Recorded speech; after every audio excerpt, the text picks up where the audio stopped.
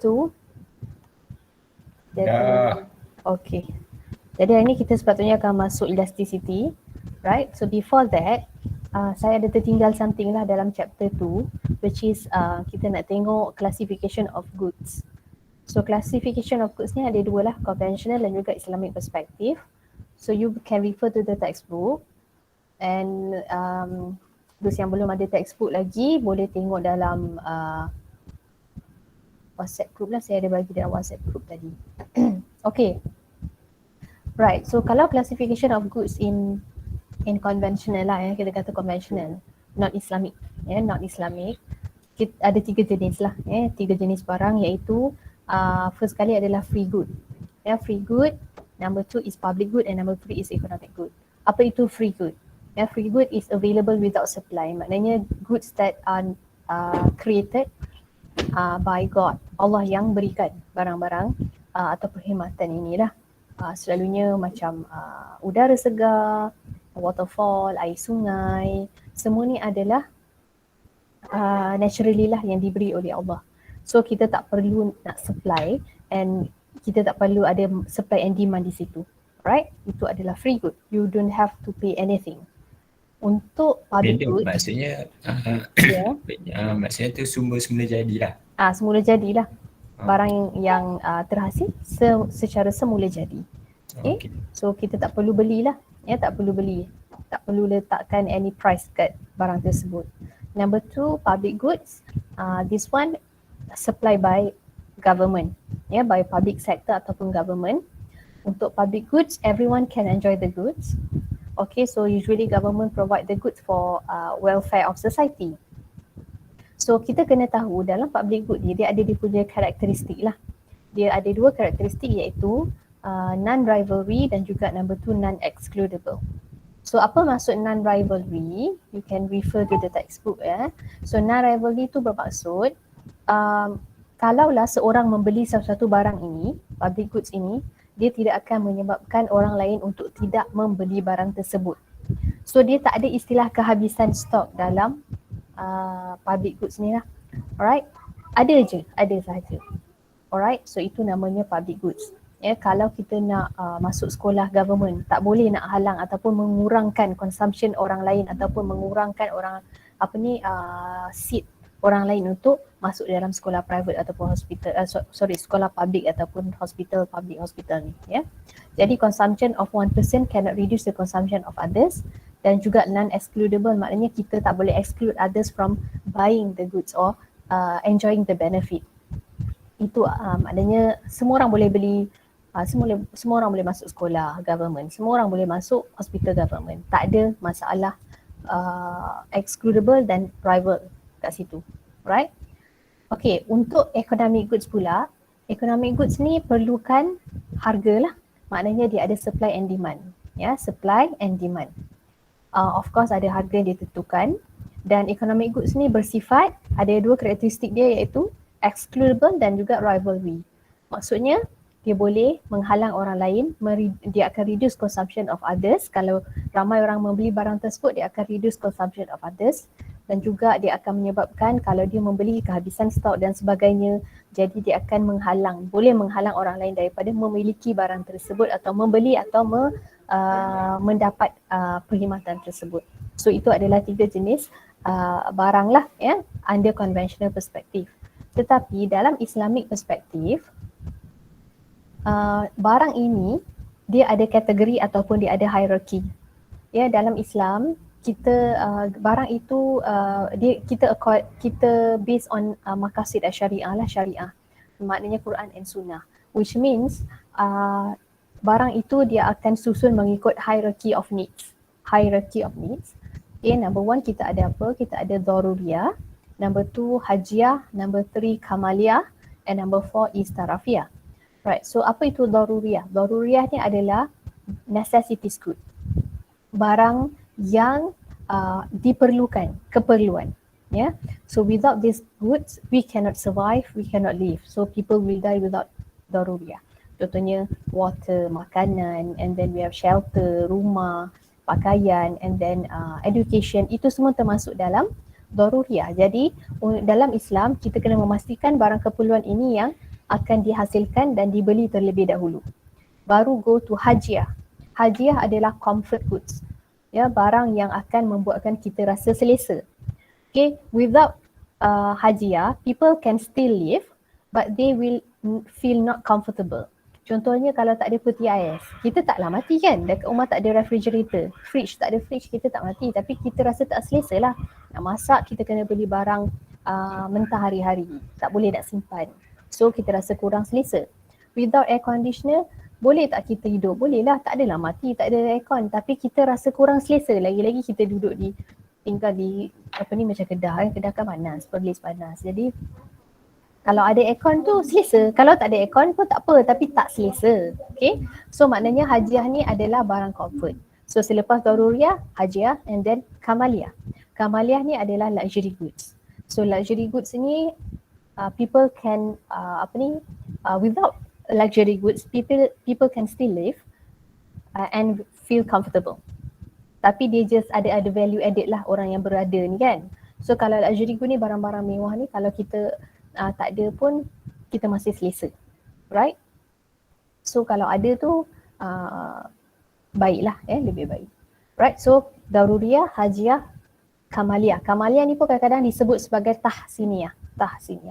And number 4, which we should avoid adalah tarafiyah. Tarafiyah ni dia bukannya haram secara natural. Tarafiyah ni adalah extravagant, maknanya berlebih-lebihan.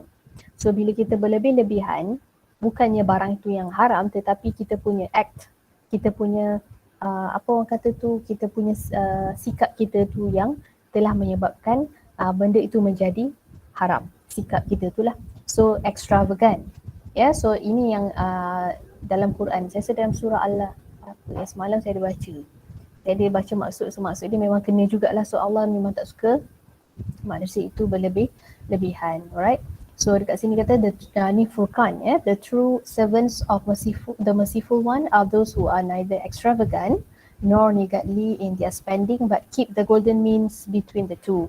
Maknanya di sini kita kena bersederhana lah maksudnya. Kalau kita terlalu berlebihan dia menjadi not permissible ataupun tidak baiklah, tarafiyah. Okay, beberapa lagi lah tempat dalam Quran ada mengatakan tentang ini.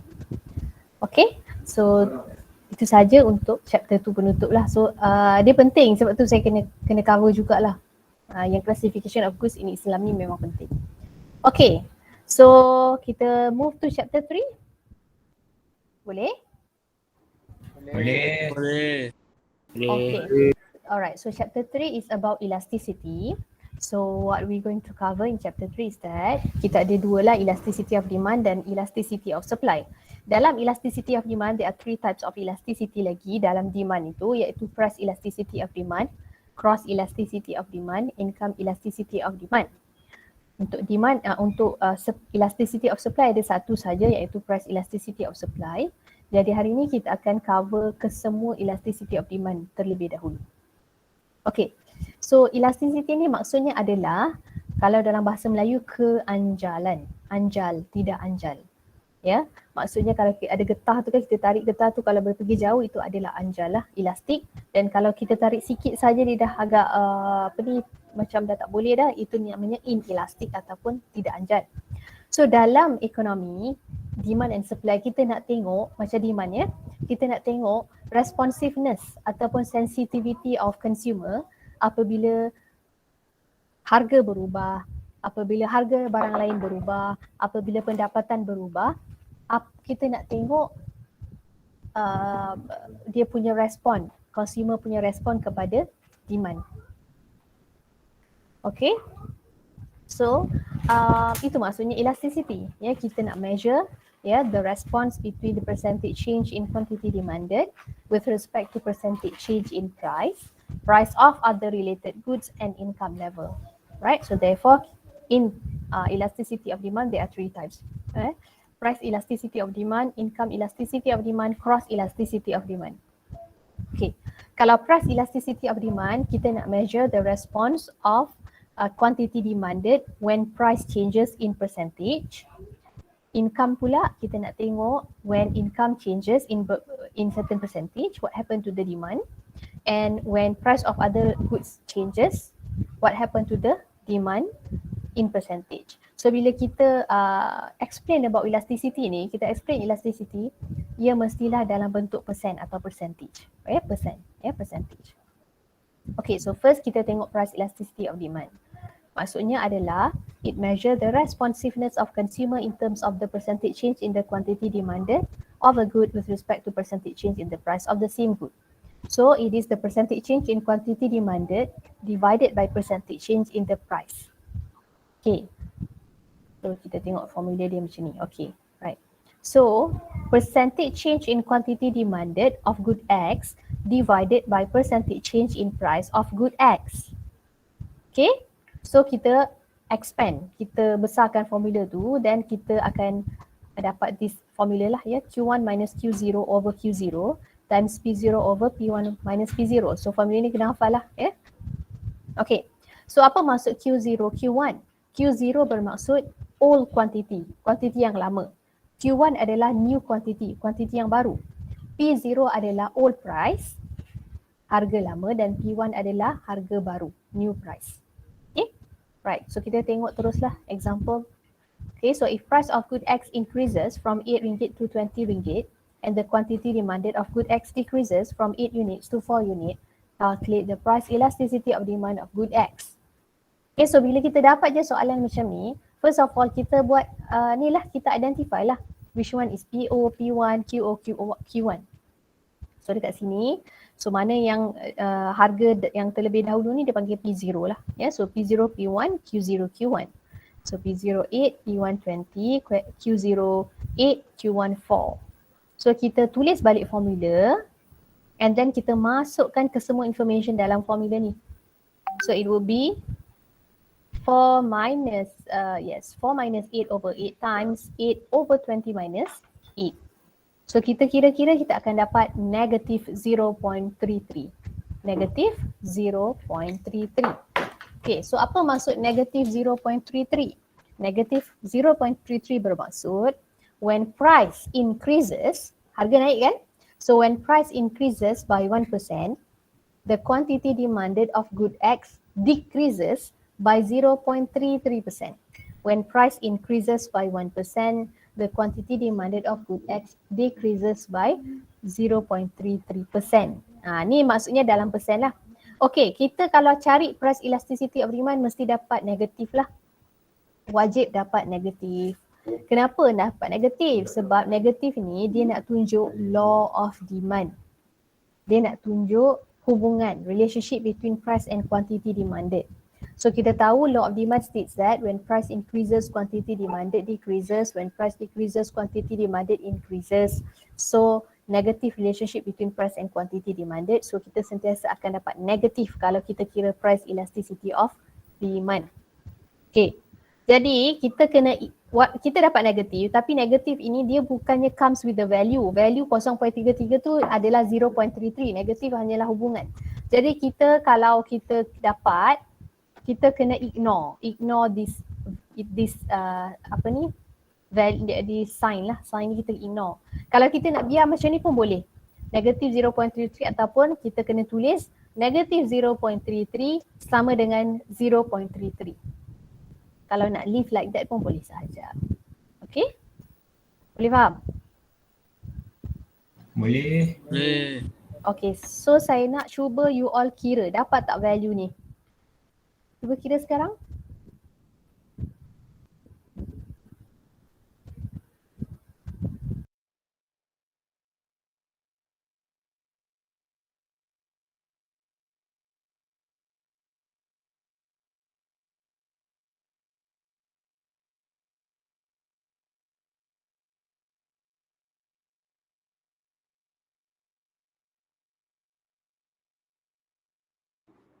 Dapat.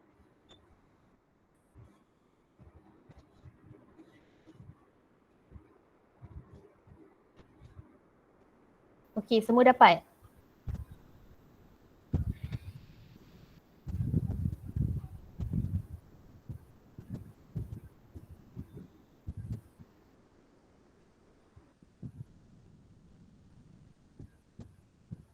Dapat.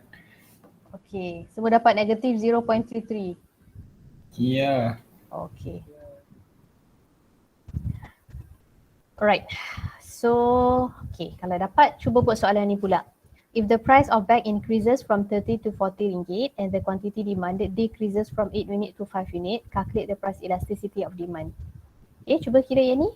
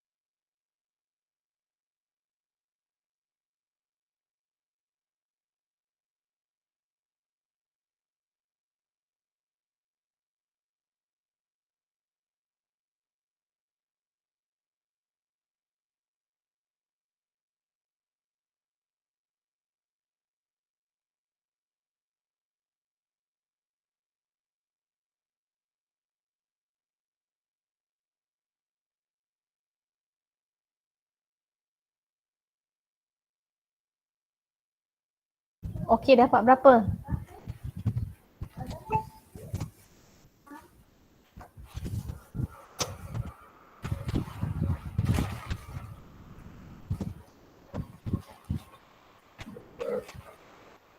Dapat tak?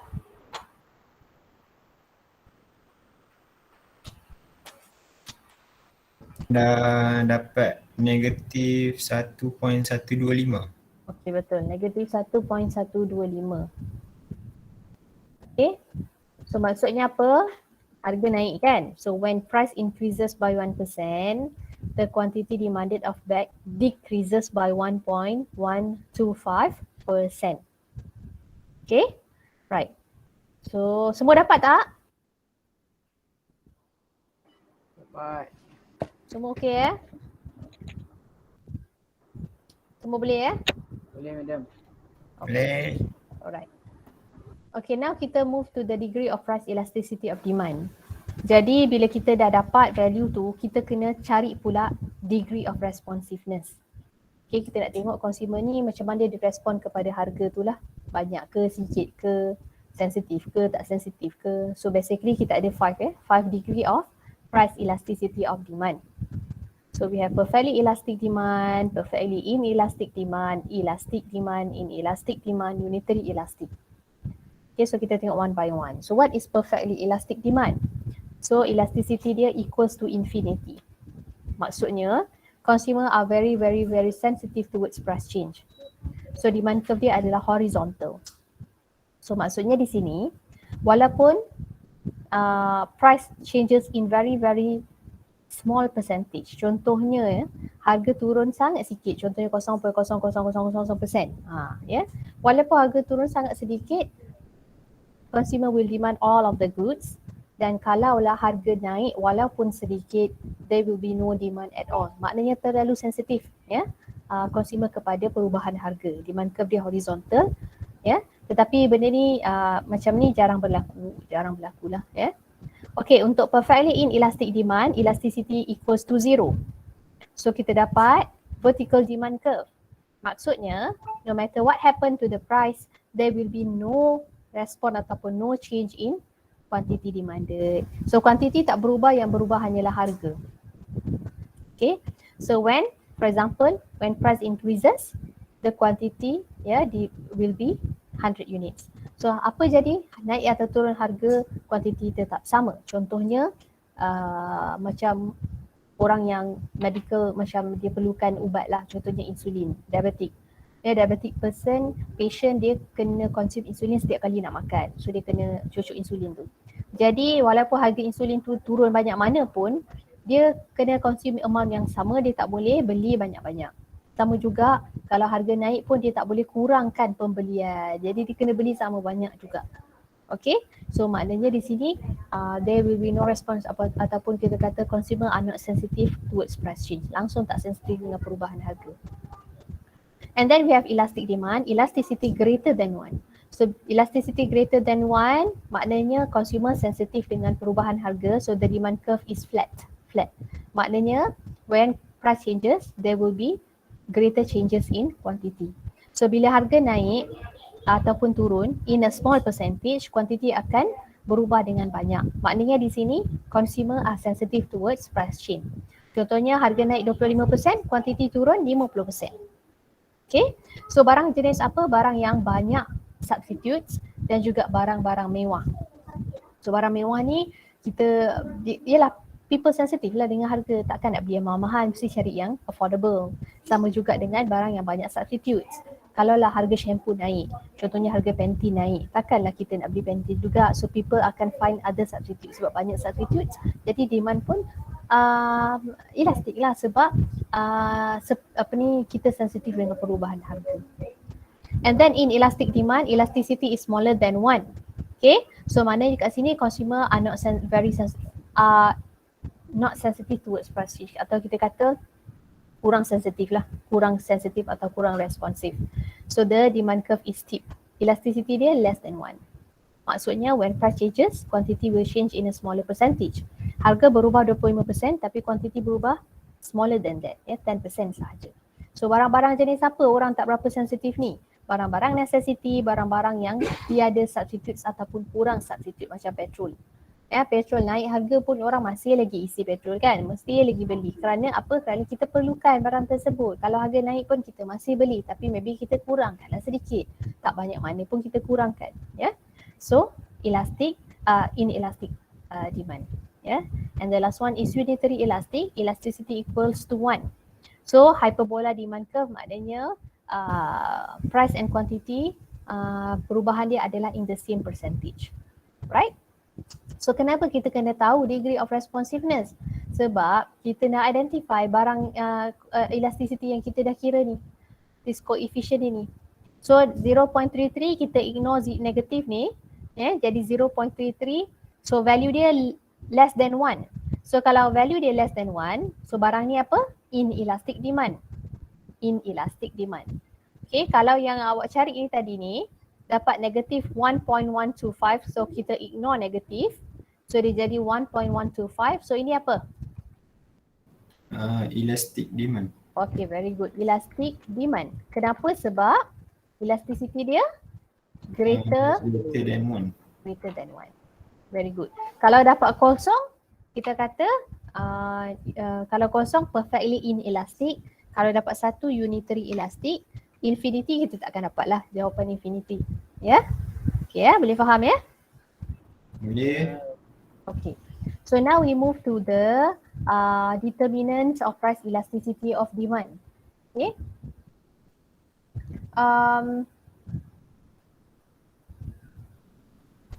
So determinants of price elasticity of demand, kita nak measure the factors yang menyebabkan, apa faktor yang menyebabkan barang itu demand menjadi elastic dan inelastic. Okay. So the first one kita nak tengok the availability of substitute goods. Right. Okay, so barang yang mempunyai banyak substitutes, when they are more, okay, when more substitutes available in the market, then the demand will be elastic. Sebab apa? Kita ada banyak pilihan macam saya kata tadi. Harga Pantene naik, takkan beli Pantene juga, mestilah beli brand-brand yang lain yang lebih murah. So we have many choices, then kita akan sensitif dengan perubahan harga sesuatu barang. So demand kita elastic untuk more substitute goods. Tapi kalau tak ada substitute goods ataupun low substitute goods macam petrol, tak ada substitutes, then kita tak ada pilihan. So bila tak ada pilihan, kita terpaksa beli. So kita punya demand usually inelastic untuk low substitute goods. Okay, so the amount of income spend pula, okay, of course setiap bulan kita akan provide kita punya pendapatan sama ada untuk membayar rumah, membayar kereta. Okay, so the amount of income spend untuk ada dua jenis lah. Satu more income spend, satu less income spend. More income spend ni barang-barang yang mahal, expensive. Low income spend ni barang-barang murah. So of course kalau barang tu mahal, more income spend, kita sensitif lah dengan perubahan harga. So kita agak kita agak cerewet lah harga untuk harga tu. Takkan beli rumah main beli je kan. Kita akan tengok harga yang berpatutan baru beli. So kalau more income spend every month, so kita punya demand will be elastic. Tapi kalau less income spend, barang-barang yang murah lah, biasanya barang-barang keperluan. So usually kita punya demand will be inelastic untuk less income spend sebab kita tak berapa kisah sangat dengan perubahan harga tu. Okay. Untuk income level, kita ada two group of people. We have rich people and poor people. Kalau rich people ni higher income group. So usually they have money. So bila dia ada duit dan dia tak kisah harga naik turun, dia masih ada duit. So demand will be inelastic. Tetapi kalaulah orang miskin, harga naik sikit pun bagi mereka dah susah. Yeah. So mereka agak sensitif dengan perubahan harga. So the demand usually inelastic kalau they are poor lah. Demand elastik kalau they are poor, and kalau dia kaya tak kisah sangat dengan harga, dia punya demand usually inelastic. Okay. Alright, habits. Habits ni adalah something kesukaan kita yang kita dah selalu buat, dah jadi kebiasaan. Ya, contohnya smokers isap rokok dan dia become addicted. So become addicted, dia tak kisah harga sigaret tu mahal ke apa ke, dia masih membeli.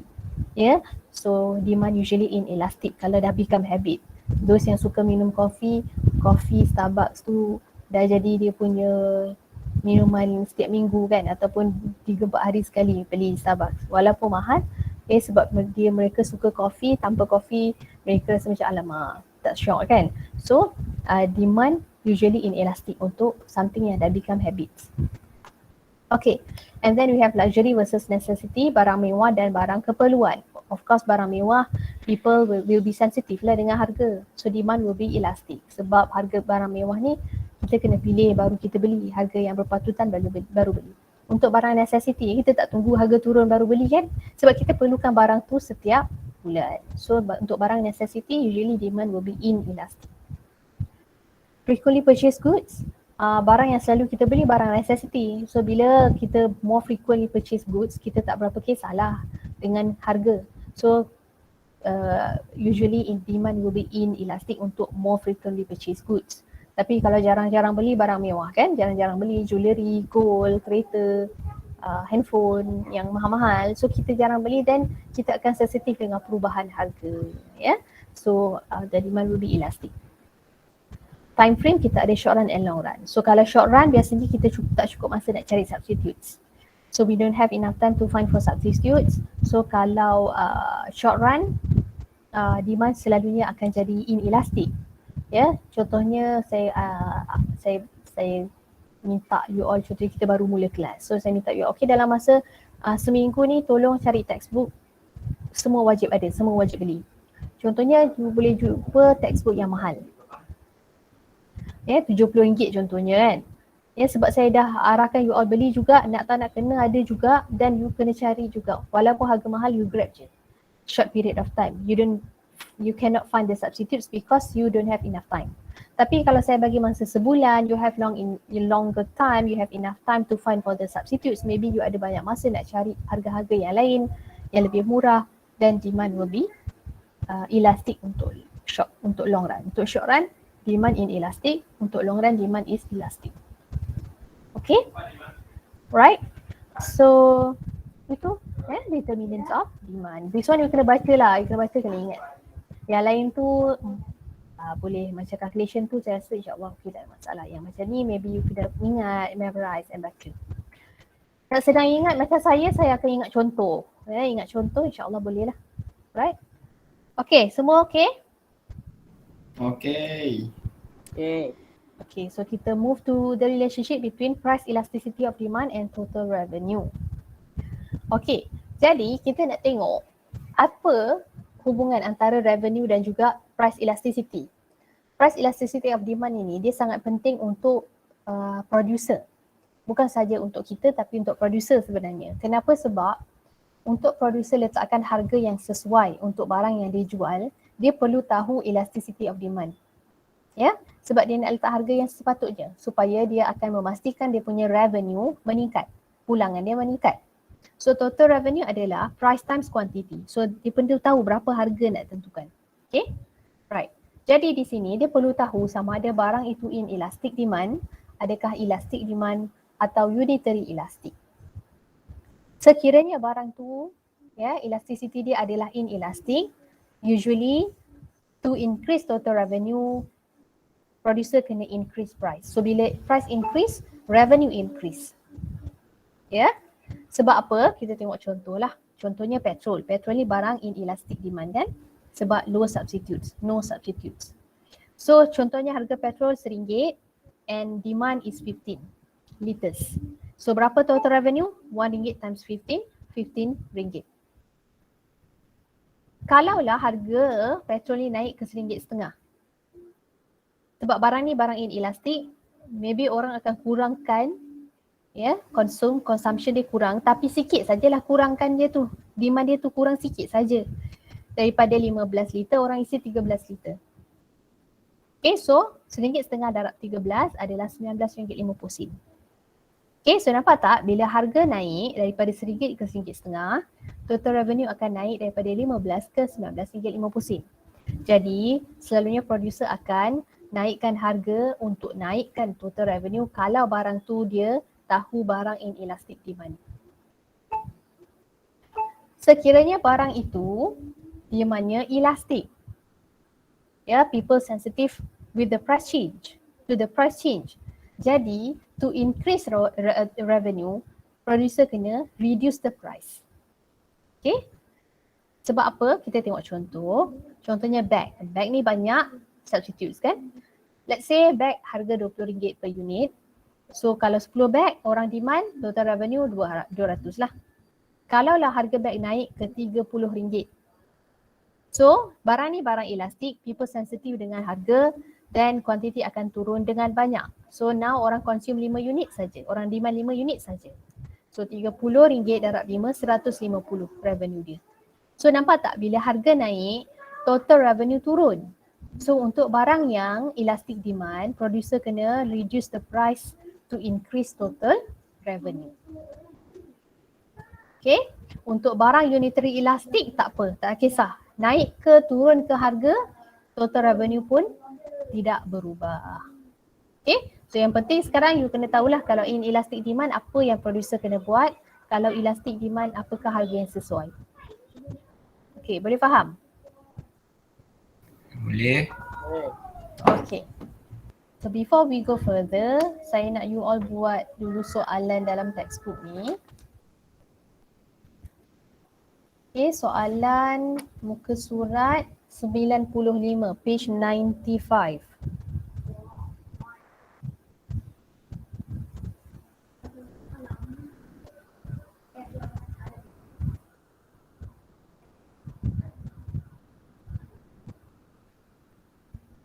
Okay, page 95 soalan satu short answer tu. Okay. Alright. So soalan dia, the table gives the demand and supply schedule for goods ABC. Okay, so you have to calculate the price elasticity of demand and find the degree of responsiveness. Jadi soalan A, find the price elasticity of demand when price increases from $4 to $6. Jadi harga naik daripada $4 to $6, awak tengok demand sahaja quantity demanded je. So P0 4, P1 6. Okay, so Q0 780, Q1 600. Cari elasticity dia, cari degree of elasticity. Elastic ke, inelastic ke, And soalan B pun sama, cari elasticity apabila harga turun dari 10 ke 8. Okay, so 10 turun 8. So P0 10, P1 8, Q0 300, Q1 450. Cari elasticity dan cari degree of responsiveness. Okay, boleh? Saya bagi masa 10 minit cukup kot? Boleh. Okay, lepas ni kita discuss.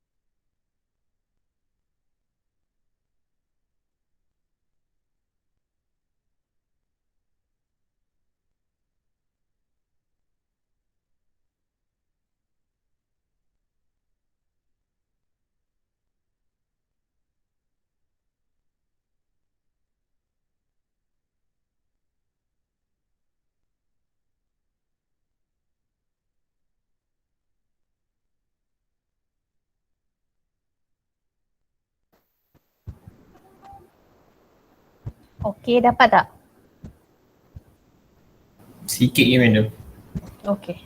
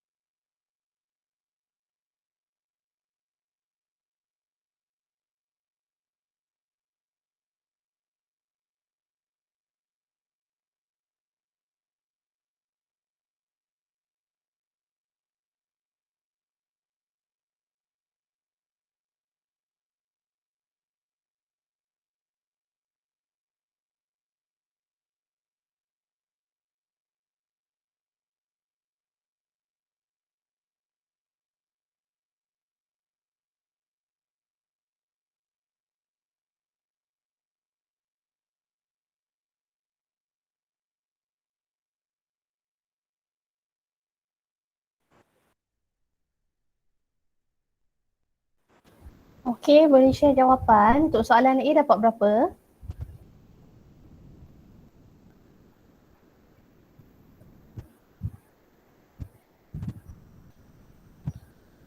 Dapat negatif 0.46. Okey, betul. Negatif 0.46. Dan apa degree of elasticity?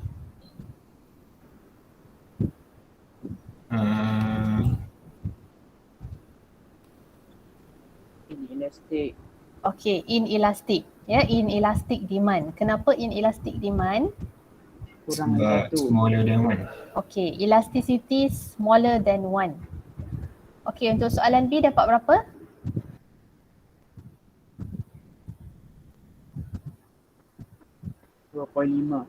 Negatif 2.5. Okay, so apa dia punya degree of responsiveness?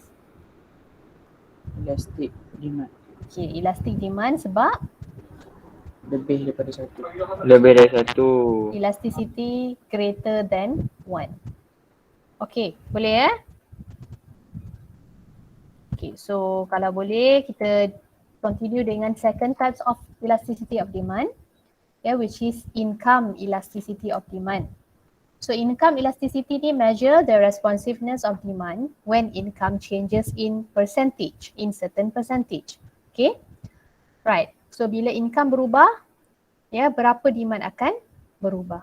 Okay, so bila kita kira income elasticity, kita sebenarnya mencari, kita nak identify 4 types of goods. Inferior goods, necessity goods, normal goods and luxury goods. Okay. So inferior good ini kalau kita dapat income elasticity tu negatif, itu adalah inferior good. Kalau kita dapat zero, itu adalah necessity good. Kalau normal good, kita akan dapat dalam range more than zero, less than one. Dan kalau barang itu barang luxury, greater than one. Okay. Right. Jadi apakah formula dia? Formula dia sama macam tadi, tapi kita tukar bawah ni price kepada income. So percentage change in demand of good X divided by percentage change in income. So EY lah, Y is income. So kita kembangkan Q1 minus Q0 over Q0 times Y0 over Y1 minus Y0. So Y0 ni apa? Old income. Y1 new income. Q0 old quantity, Q1 new quantity. Okay, tukar je. Price tadi tu kat sini tu kita tukar jadi income. Okay, kita tengok contoh ya.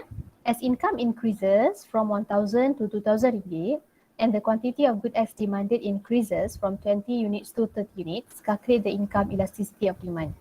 Okay, identify lah. Y0 1,000, Y1 2,000, Q0 20, Q1 30. So masukkan dalam formula, kita akan dapat 0.5. Okay, maksudnya when income increases, increases by 1%, the demand of good X will increase by 0.5%. Maknanya bila income increase, the demand pun increase. Sebab tu dapat positif kan? Bila dapat positif, bila income increase, demand pun increase. Okay, so 0.5 adalah less than 1, greater than 0. So dia adalah barang apa? normal goods. Okay, soalan seterusnya, as income increases from 1,000 to 2,000 ringgit and the quantity of good X demanded increases from 15 to 40, calculate the income elasticity. Sama juga, kira-kira. Ya, identify dan kira-kira ya. Kita kira-kira kita akan dapat 1.667, 1.667. Okay, maksudnya when income increases by 1%, the demand of good X increases by 1.667%. So, kita dapat 1.667 ini value dia greater than 1. So kalau greater than 1, barang ini adalah barang apa? Luxury goods. Okay. Right, so number 3, as income increases from 1,000 to 2,000, the quantity decreases from 20 to 10, calculate the income elasticity of demand. Okay, so kita kira dapat negative 0.5. Maksudnya when income increases by 1%, the demand of good X decreases by 0.5%. So bila hubungan antara income dan demand adalah negatif, itu barang inferior goods. Okay, boleh faham tak? Boleh. Okay, dia kira sama je cara nak kira, tukar je formula tu, tukar apa figure dia saja, tukar variable dia saja. Okay, untuk cross elasticity, ya, untuk the third types of elasticity of demand, kita nak measure the response of quantity of one good demanded to a change in the price of the other good in percentage. So contohnya EC adalah cross elasticity, percentage change in demand of good Y divided by percentage change in price of good X. Nampak? Ada dua jenis barang. So kita kembangkan QY1 minus QY0 over QY0. Y ni represent quantity Y. PX0, PX1 minus PX0 ni, PX ni maksudnya price of X. So bila kita kira cross elasticity, kita nak tengok relationship between two goods, hubungan antara dua barang. Okay? Sama adakah barang ni X dengan Y ni substitutes, complementary atau no relationship atau kita panggil independent goods. Kalau kita dapat positif maknanya barang itu barang substitute. Kalau kita dapat negatif maknanya barang tu complementary goods, dan kalau kosong maknanya independent goods, dia tak ada hubungan lah. Okay, so kita tengok contoh. Okay, harga X 10 and 12. Quantity Y, okay, 100 and then 110. Quantity Z 170. Let's say price increases, price of X increases from 10 to 12. So kita kira dulu quantity ni, elasticity of good, cross elasticity. Okay, so apa berlaku pada quantity Y? Ya, quantity Y akan increase from 100 to 110. So kita masukkan dalam formula, kita kira dapat 0.5.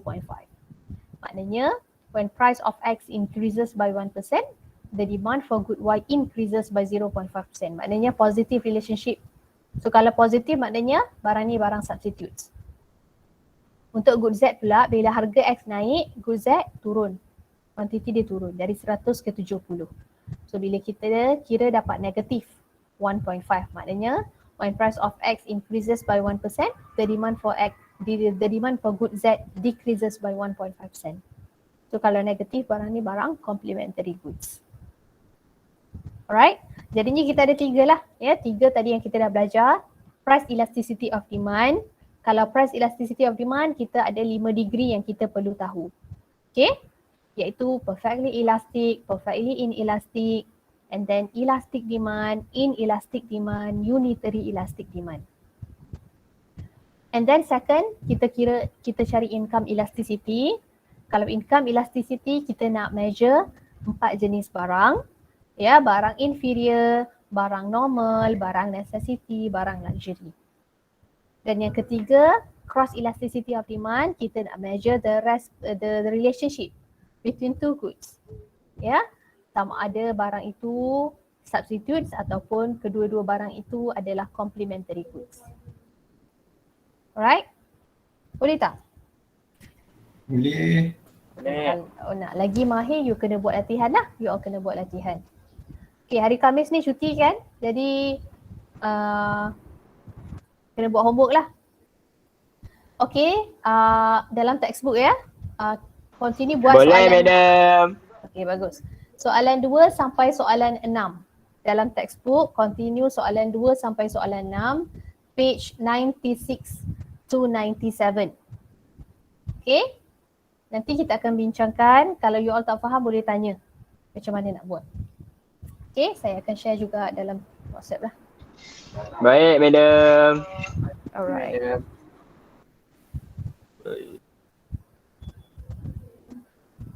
Untuk soalan elasticity memang you all kena buat banyak latihan nak bagi mahir.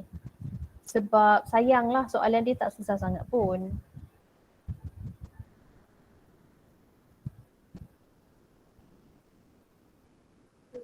So nak mahir kena buat soalan, kena buat latihan.